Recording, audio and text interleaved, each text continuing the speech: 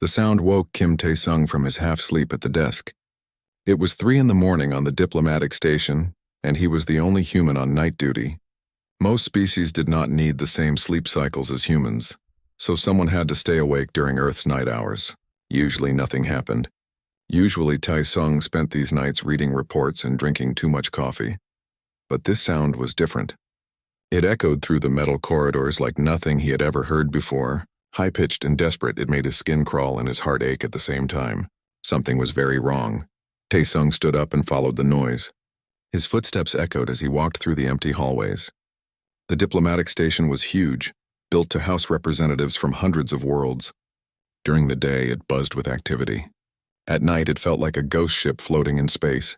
The sound grew louder. Tae-sung turned a corner and stopped dead. Standing in the middle of the corridor was Queen Velnara of the Ashari Empire. Even Tae-sung, who had only been working here for 6 months, knew who she was. Everyone in the galaxy knew Queen Velnara. She ruled over 200 worlds and commanded fleets that could destroy planets. But right now, she did not look like a powerful queen. She looked like a tired mother at the end of her strength. The queen was tall, nearly 7 feet, with skin that looked like it was made of polished blue stone. She had 4 arms, and in 2 of them she held a small child. The child was maybe 2 feet tall, with a body that seemed to be made of crystal. Light flickered inside the crystal, pulsing in harsh red patterns. The child was the source of that terrible crying sound. 2 guards stood nearby, their weapons ready. They looked at Tae-sung with suspicion. Humans were still new to galactic politics. Most aliens did not trust them yet. "Stay back, human," one guard said in the common galactic language. But Queen Velnara raised one hand. "Wait." Her voice was tired, so tired. She looked at Tae-sung with eyes that held too many colors to name. "You are the human diplomat." "Kim Tae-sung, yes?" Tae-sung nodded. His mouth felt dry. He had never been this close to anyone so important before. "Yes, Your Majesty.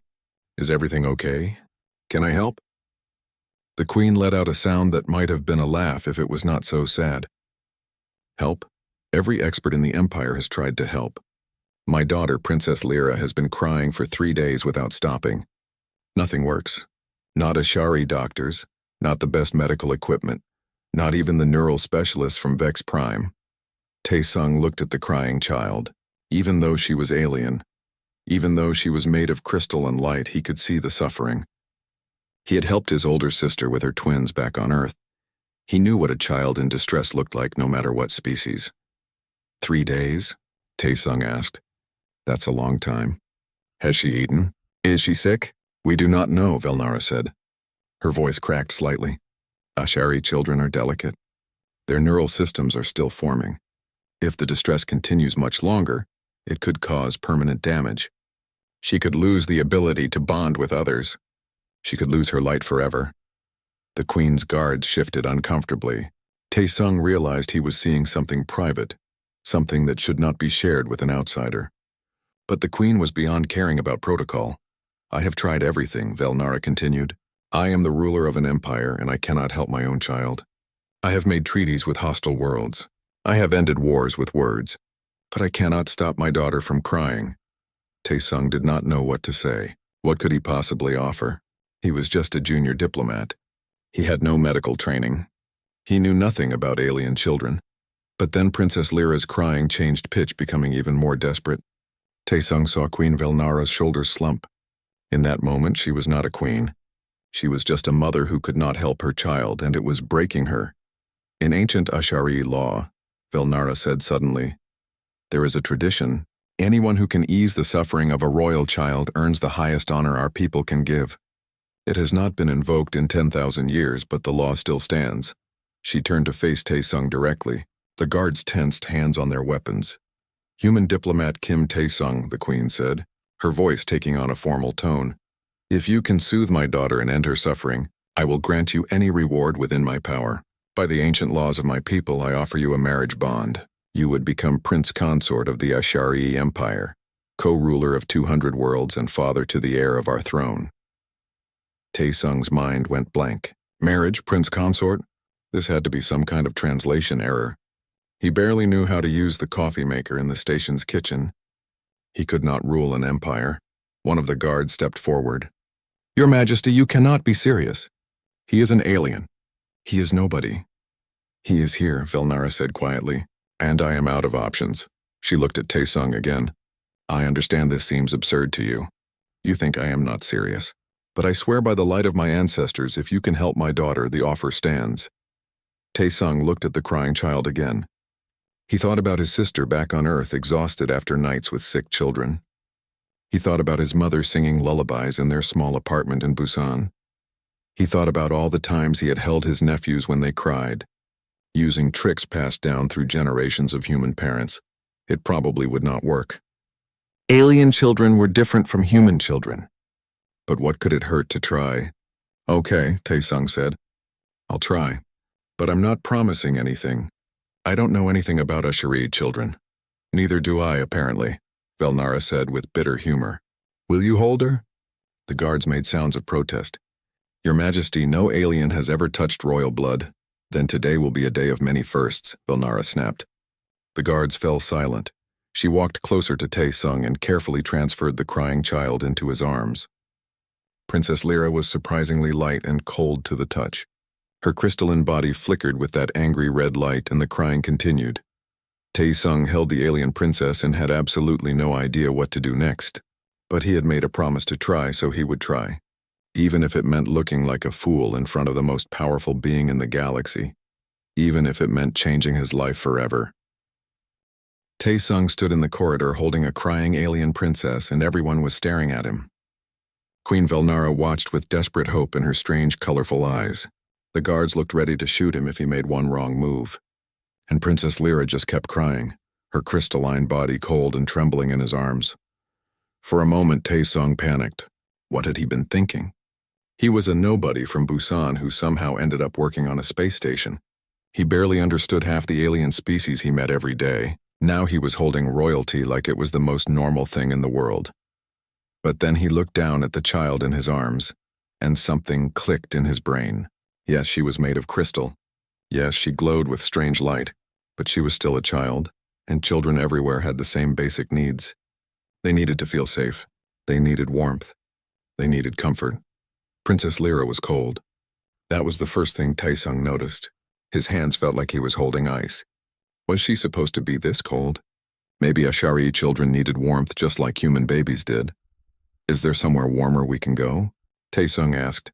Velnara looked confused. Warmer? She's cold, Taesung explained. Feel her. The queen touched her daughter's shoulder, then made a surprised sound. I had not noticed. We HFY do not feel temperature the way you do. Our medical scans showed nothing wrong. Maybe your scans don't look for the right things, Taesung said. Can we go somewhere with more heat? One of the guards pointed down the corridor. The observation deck.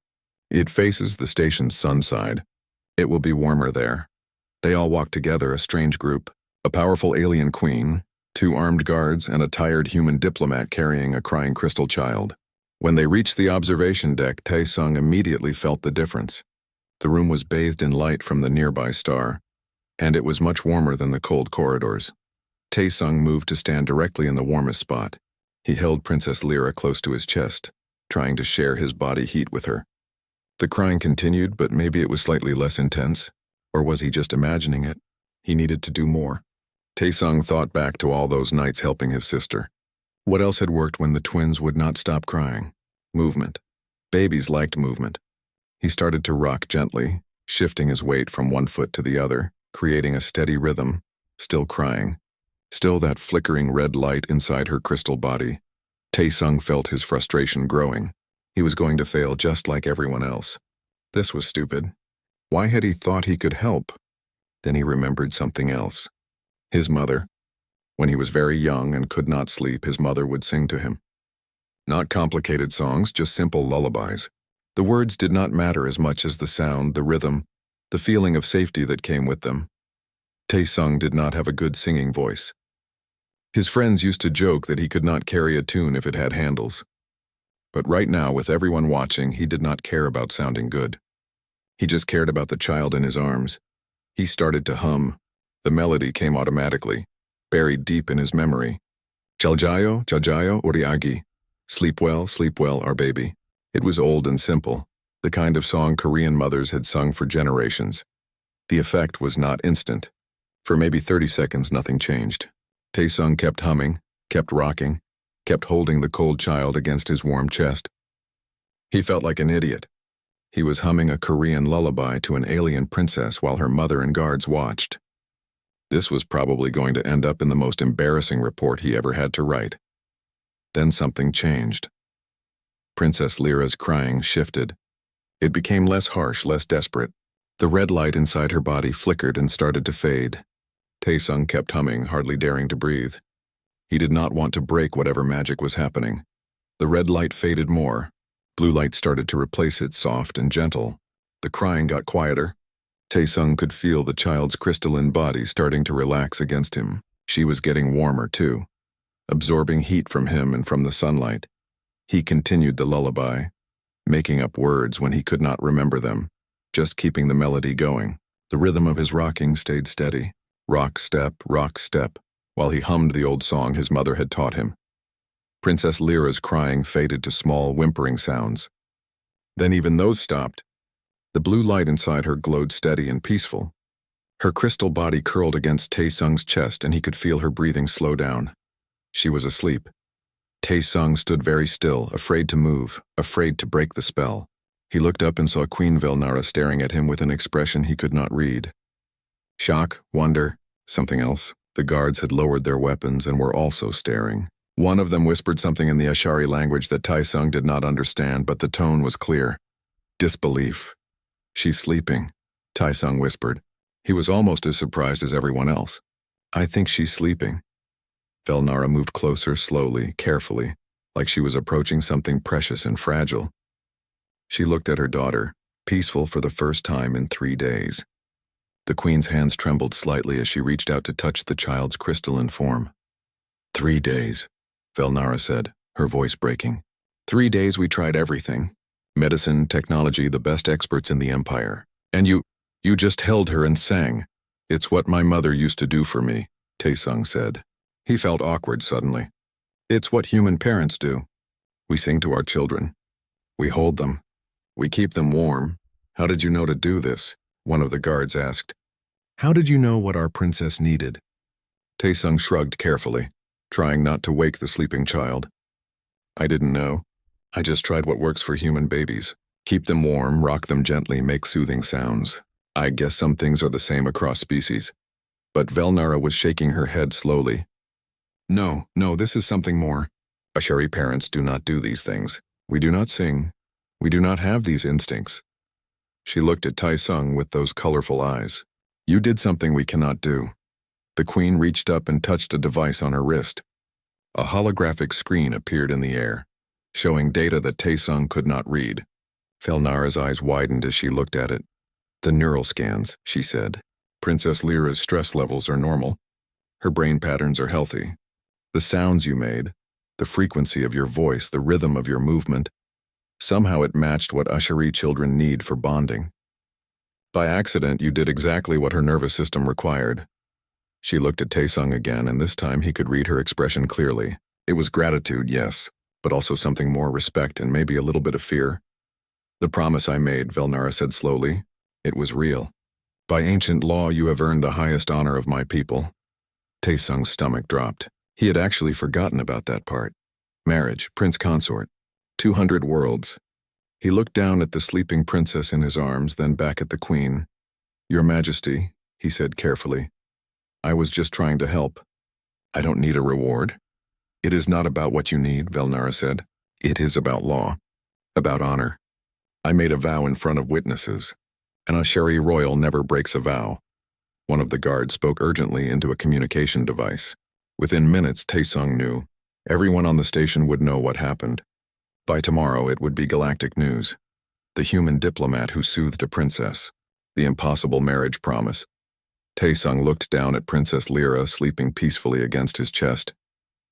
Her blue light pulsed gently like a heartbeat. He had helped her. That felt good. That felt right. Everything else? That was going to be complicated. Very, very complicated. The next morning, Taesung woke up to discover he was famous across the galaxy. His personal communication device would not stop buzzing with messages. His supervisor, Ambassador Park Ji-woo, was knocking on his door at 6 in the morning. looking like she had not slept at all. "Explain," Park said the moment Tae-sung opened the door. "Explain why every news channel in known space is showing your face next to Queen Velnara's, with the word marriage in 17 different languages." Tae-sung rubbed his eyes. He had only gotten 2 hours of sleep after finally being allowed to leave the observation deck. Princess Lyra had woken up once more, and only calmed down when Tae-sung hummed to her again. It had taken another hour before the Queen felt safe enough to let him go. "It's complicated," Tae-sung said. "Uncomplicated," Park said, walking into his small quarters. "Because I have the Earth government, the Galactic Council, and about 50 news agencies demanding answers." Tae-sung told her everything. The crying princess, the desperate queen, the ancient promise. Park listened without interrupting, her expression getting more stressed with every sentence. When he finished, Park sat down heavily on his only chair. "So you're telling me that you, a junior diplomat who has been here for 6 months, accidentally got engaged to one of the most powerful rulers in the galaxy?" "I mean, when you say it like that, it sounds bad," Tae-sung said. "Because it is bad." Park stood up and started pacing. "Do you understand what this means? This could change human-alien relations forever. This could start political problems we can't imagine. This could—" She stopped and looked at him. "Can you get out of it?" "I don't know," Tae-sung said honestly. "The Queen said Ashari royals never break vows. But maybe if I talk to her." His communication device buzzed again. This time it was an official message. Queen Velnara requested his presence in her diplomatic quarters at noon. "Formal dress required." Park saw the message and closed her eyes. "You're really doing this?" "I have to at least talk to her," Tae-sung said. "Maybe we can figure something out." But as the morning went on, Tae-sung realized that figuring something out might be harder than he thought. Gifts started arriving at his door. Strange alien artifacts, precious gems, technology he did not understand, all from the Ashari Empire, all marked as engagement presents. His friends from Earth sent messages that ranged from disbelief to congratulations to concern. His mother called him crying, asking if he was being forced into something against his will. His sister sent a message that just said "what" in all capital letters, followed by about 100 question marks. When noon came, Tae-sung put on his best suit and walked to the diplomatic quarters where Queen Velnara was staying. The corridors were full of people, aliens from dozens of species all trying to get a look at him. Guards had to keep them back. Everyone was talking about the human who would be prince. The Queen's quarters were much bigger than his. The room was decorated in Ashari style, everything smooth and angular with light sources that made the whole space glow softly. Queen Velnara was waiting for him, and she was not alone. Several other Ashari stood with her, all wearing formal robes that marked them as important officials. But what caught Tae-sung's attention was Princess Lyra. The little girl was sitting on a floating cushion, playing with what looked like holographic toys. When she saw Tae-sung, her crystalline body lit up with happy blue light. She made a sound, not crying but something cheerful, and reached toward him. Tae-sung could not help but smile. He walked over and let her grab his hand with her small crystal fingers. She was warm now, healthy, her inner light glowing steady and peaceful. "She has been asking for you all morning," Velnara said. There was something soft in her voice. "She will not eat unless you are here. She cries when you leave." I have never seen her bond with someone so quickly. One of the other Ashari, an older male with dark blue skin, stepped forward. "This is High Chancellor Moravin," Velnara introduced. "He advises me on matters of law and tradition." Moravin looked at Tae-sung like he was studying an interesting insect. "The human who soothed our princess. I must admit I did not believe the reports. But the evidence is clear. Princess Lyra has formed a neural bond with you." "A what?" Tae-sung asked. Velnara explained. "Ashari children bond with their parents on a deep level. It is how our species survived for millions of years. The bond helps the child feel safe, helps them develop properly. Usually children bond only with their birth parents. But Lyra has bonded with you. The medical scans are definitive," another official added. "Her neural patterns sync with your presence. When you're near, her stress hormones drop. When you leave, they spike. Breaking this bond now could harm her development." Tae-sung felt his stomach sink. He looked at the happy child holding his hand. "So what does that mean?" "It means," Moravin said coldly, "that regardless of the marriage promise, you must remain in Princess Lyra's life. For her health, for her future, you have become essential to the heir of our empire. The room was silent. Tae-sung tried to process this information. He had not just helped a crying child, he had accidentally become bonded to her in a way that could not be undone. I understand this is difficult, Velnara said. She moved closer to him. I did not expect this outcome. When I made the marriage offer, I thought it would be simple. You would fail like everyone else, or perhaps succeed, and we would negotiate some political arrangement. But this is different. She gestured to her daughter. Lyra needs you. Not for politics, not for honor, but because her biology has chosen you as family. I cannot break that bond even if I wanted to. Do you want to? Tae-sung asked quietly. Velnara looked at him for a long moment. I do not know, she said finally. Yesterday I was desperate. Today I am uncertain. You are alien to me. Your species is new to the galaxy. We do not think the same way. But she paused, choosing her words carefully. You did something for my daughter that I could not do, that no Asheri could do. You have abilities, instincts that we lack. My people are logical, ordered, efficient, but watching you with Lyra, I saw something we do not have. Warmth, spontaneity, joy. High Chancellor Moravin made a disapproving sound. Your Majesty, surely you are not considering actually going through with this marriage. It was made under emotional distress. We can find another solution, can we? Velnara challenged him. Can we break a royal vow without dishonoring our entire empire? Can we separate Lyra from the being she has bonded with? Please, Chancellor, tell me these solutions. Moravin's expression hardened. If you insist on honoring this promise, then the human must prove he is worthy. We cannot have a prince consort who succeeds through luck alone. What do you suggest? Velnara asked, though her tone said she already knew the answer. The trial of worthiness, Moravin said. It is ancient law. If a marriage is questioned, the candidate must prove their value through 3 challenges. Physical, mental, and cultural. If he passes, none can dispute his place. If he fails, then the marriage is annulled, Velnara finished. She looked at Tae-sung. It is harsh, but it is fair, and it would satisfy those who doubt you. Tae-sung wanted to laugh. This was insane. Yesterday he was a nobody working night shifts. Today he was being asked to undergo ancient alien trials to prove he was worthy of marrying a queen he barely knew. But then Princess Lyra squeezed his hand and made a happy sound. She looked at him with complete trust, complete affection. She needed him, not because of politics or law, but because something deeper than that had connected them. Okay, Tae-sung heard himself say. I'll do the trials. Moravin smiled, but it was not a kind smile. Excellent.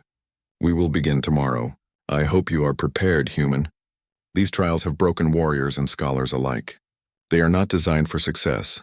After the meeting, Velnara walked Tae-sung to the door. Princess Lyra was asleep again, tired from playing. You do not have to do this, Velnara said quietly. I could argue against the trials. We could find another way. Could we really? Tae-sung asked. Would your people ever accept me if I don't prove myself? Probably not, she admitted. Tae-sung looked back at the sleeping princess. Then I have to try. Not for me. For her. Velnara studied his face. You truly care about her already. After one night. She's a child who needs help, Tae-sung said simply. That's enough. Something changed in Velnara's expression. The coldness, the distance, cracked slightly. You are strange, Kim Tae-sung. Your species is strange, but perhaps that strangeness is exactly what we need. She touched his arm briefly.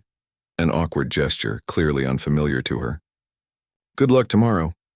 I find myself hoping you succeed. As Tae-sung walked back to his quarters through crowds of staring aliens, he thought about what had just happened. 24 hours ago, his biggest worry was staying awake during night shift. Now he was preparing for trials that could determine the fate of human-alien relations. Bonded to an alien princess and maybe, just maybe, starting to care about a queen who ruled the stars. His life had become very complicated very quickly. The first trial began at dawn in the station's combat arena. Tae-sung had not slept well. He kept thinking about what he was about to face. Ambassador Park had tried to prepare him, pulling up every file Earth had on Ashari combat techniques, but it all seemed impossible. Ashari were stronger than humans, faster, and had 4 arms instead of 2. The arena was packed with spectators. News drones floated in the air, recording everything. Tae-sung saw humans in the crowd, Other diplomats from Earth watching nervously.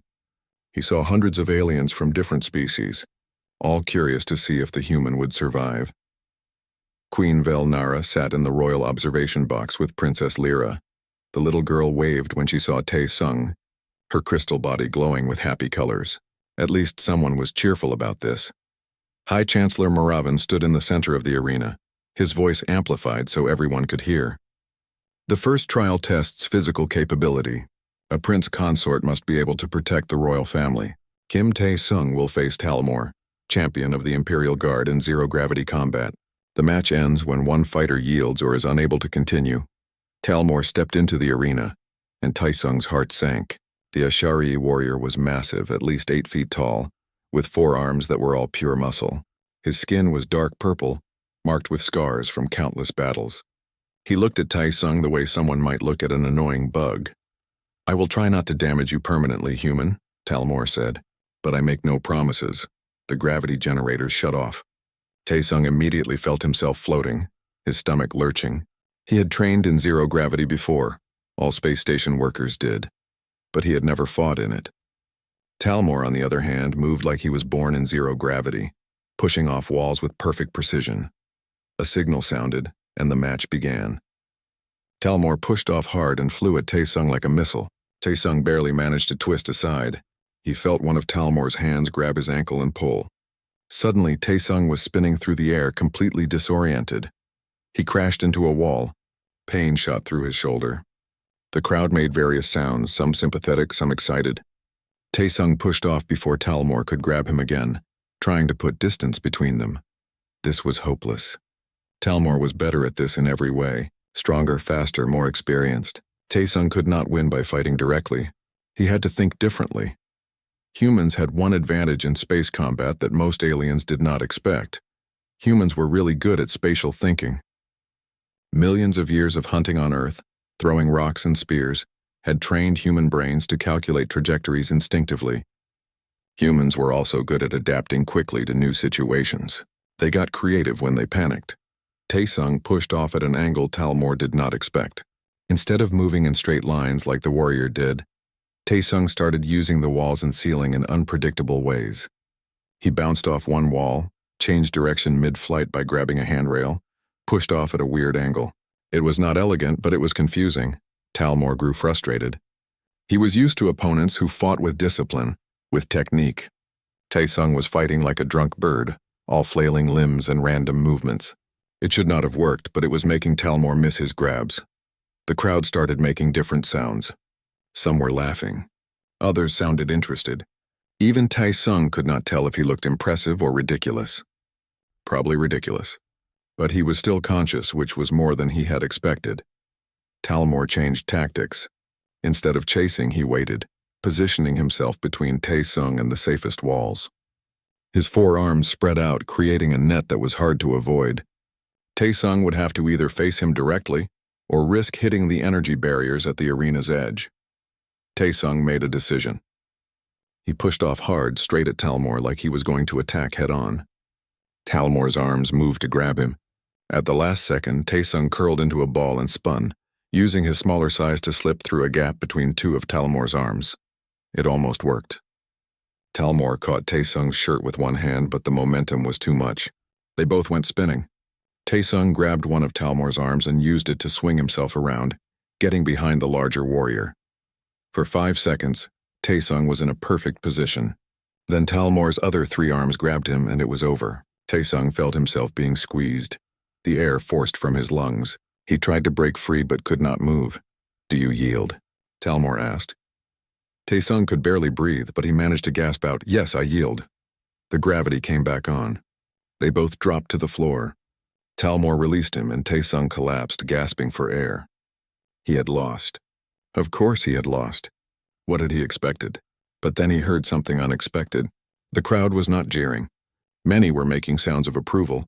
Talmor himself was helping Tae-sung stand up. "You are weak," the warrior said bluntly, "but you are clever. And you did not give up even when you knew you would lose. There is honor in that."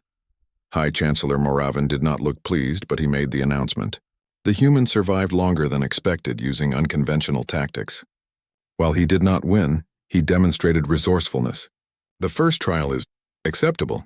Acceptable. Taesung had lost but somehow not failed. He would take it. The second trial happened that afternoon. This time they were in a conference room, not an arena. Taesung sat at a table with a holographic display in front of him. Moravin explained the challenge. You are given a scenario. An HFY colony of 10,000 people is facing destruction from an asteroid. You have resources to save 7,000. Choose who lives and who dies. The hologram showed the colony's population broken down by age, occupation, genetic value, social contribution.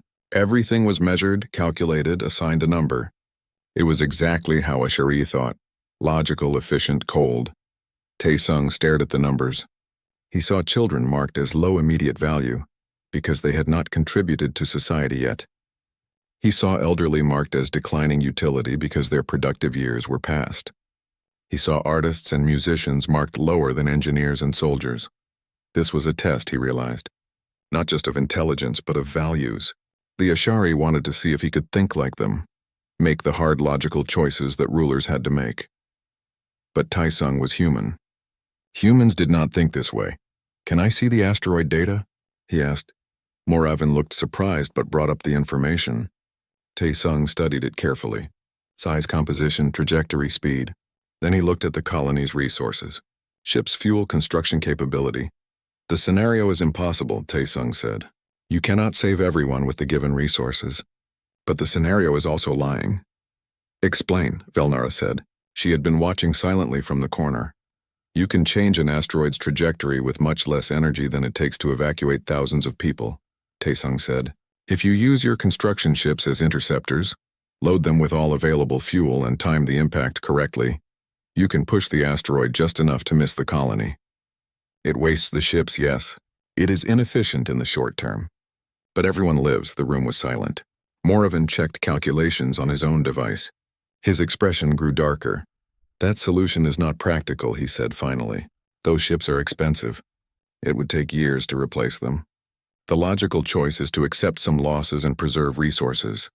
The human solution, Velnara said slowly, is not the logical solution, but it is the right solution.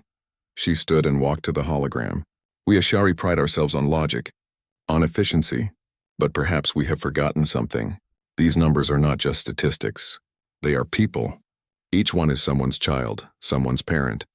The human sees this. He refuses to accept the premise that some must die when another way exists. Your Majesty, Moravin protested.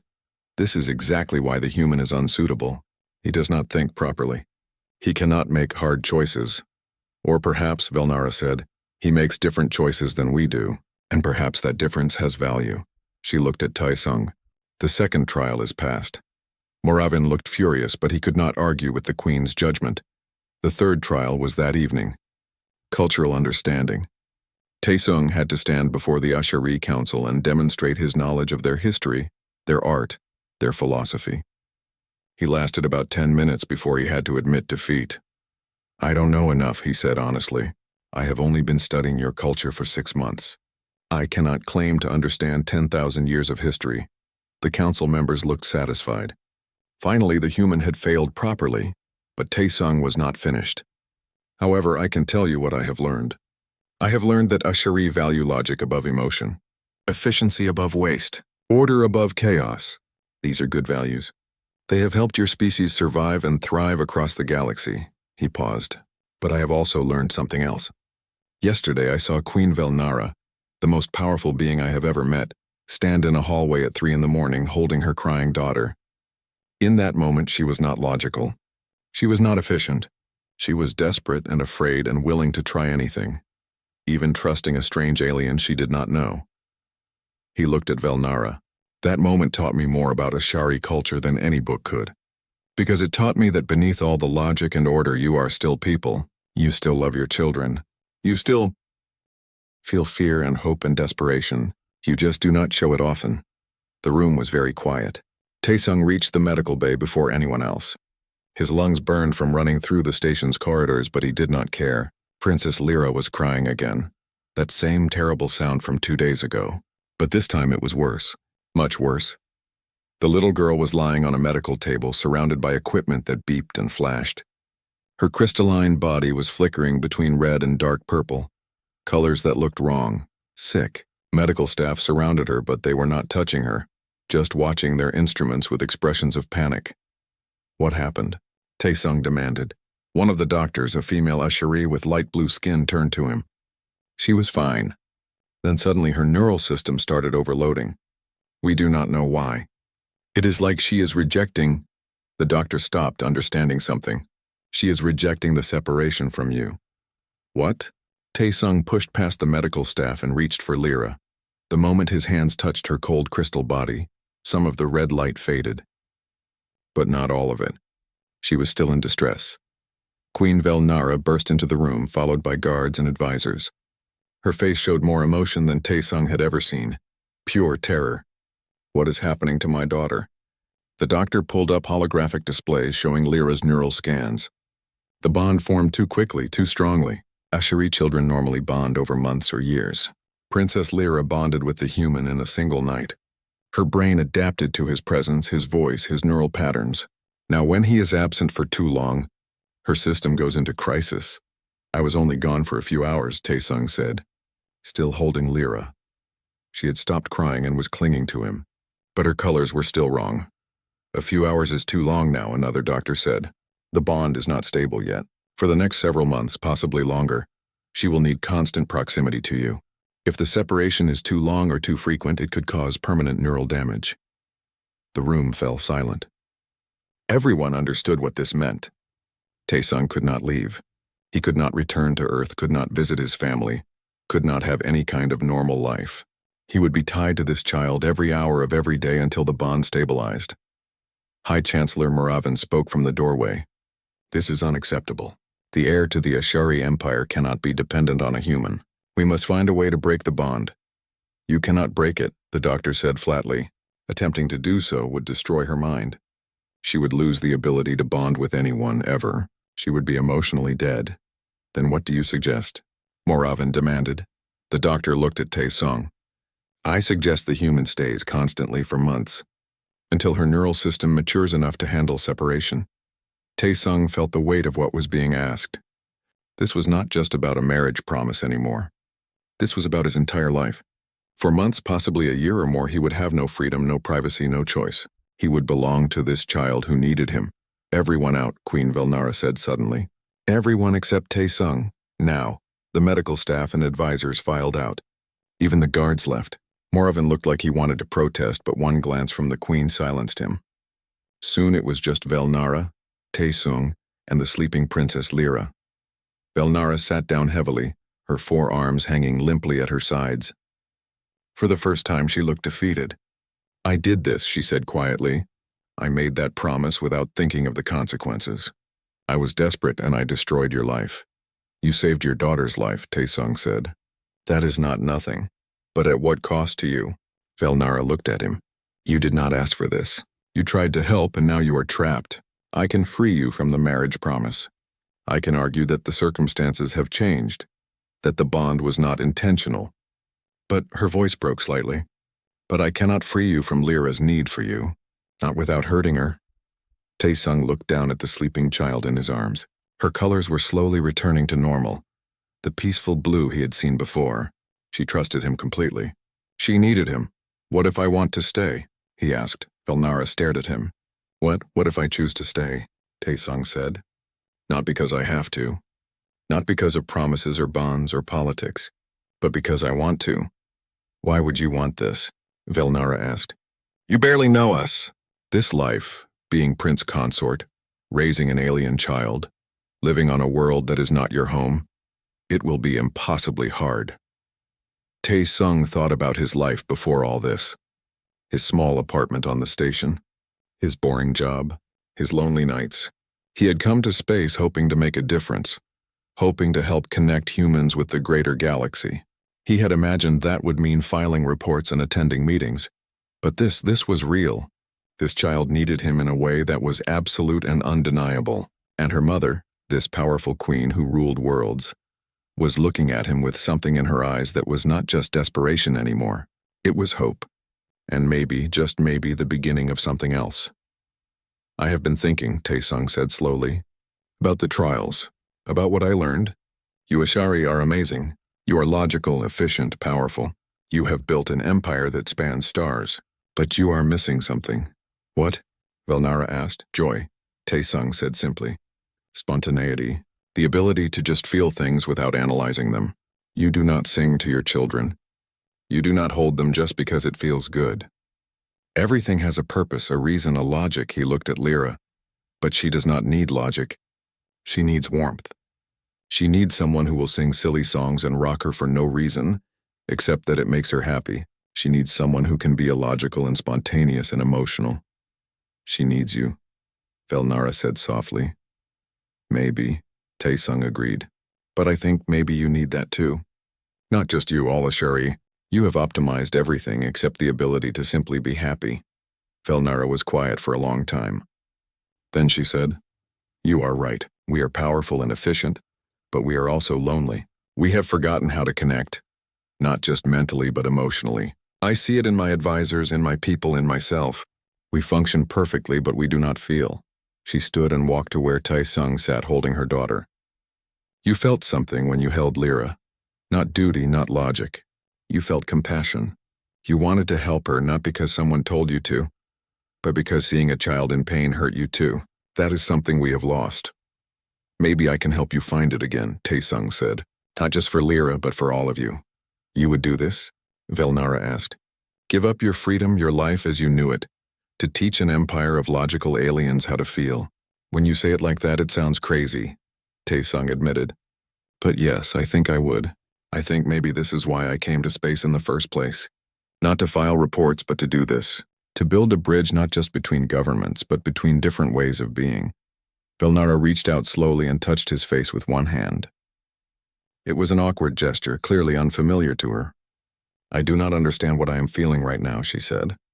There is gratitude, yes, but also something else. Something I have never felt before. Is this what humans call attraction? Taesung smiled. Maybe. Or maybe it is just the beginning of friendship. We do not have to figure it all out right now. I would like that, Velnara said. Time to learn each other, to become partners not because of a promise made in desperation, but because we choose to be. So we are doing this? Taesung asked. The marriage, the partnership, all of it? If you are willing, Velnara said. Not as prince consort and queen, at least not at first, but as two people trying to figure out how to raise a child together. How to blend cultures that should not work together but somehow do. That sounds good, Taesung said. Complicated but good. Princess Lyra stirred in his arms and opened her eyes. When she saw both Taesung and her mother together, her whole body lit up with the brightest, happiest blue light Taesung had seen yet. She made a sound that was clearly joyful and reached out to touch both of them. She is happy, Velnara said with wonder in her voice. I have never seen her this happy. Children know, Taesung said. They know when the adults around them care about each other. She can feel that we are going to try. Over the next weeks, news of the human-Ashari marriage spread across the galaxy. Some species were shocked. Some were disapproving. But many were curious. What would come from this strange union? The wedding ceremony was a blend of cultures. Taesung wore a modified hanbok, the traditional Korean clothing, but made with materials that glowed like Ashari crystal. Velnara learned to bow in the human style, and Taesung learned the complex hand gestures of Ashari bonding rituals. Princess Lyra, wearing a tiny dress that made her look adorable, stood between them holding both their hands. Ambassador Park Ji-woo attended, along with representatives from Earth. She pulled Taesung aside before the ceremony. Are you sure about this? No, Taesung said honestly, but I'm sure I want to try. That has to be enough. You have changed human-alien relations forever, Park said. People are already talking about you. Some say you are a hero. Some say you are crazy. What do you think? Taesung asked. Park smiled. I think you are both. But mostly I think you are brave. Good luck, Taesung. Make us proud. 6 months later, Taesung stood on the observation deck of the Ashari flagship, Princess Lyra sleeping peacefully in his arms. Her bond with him,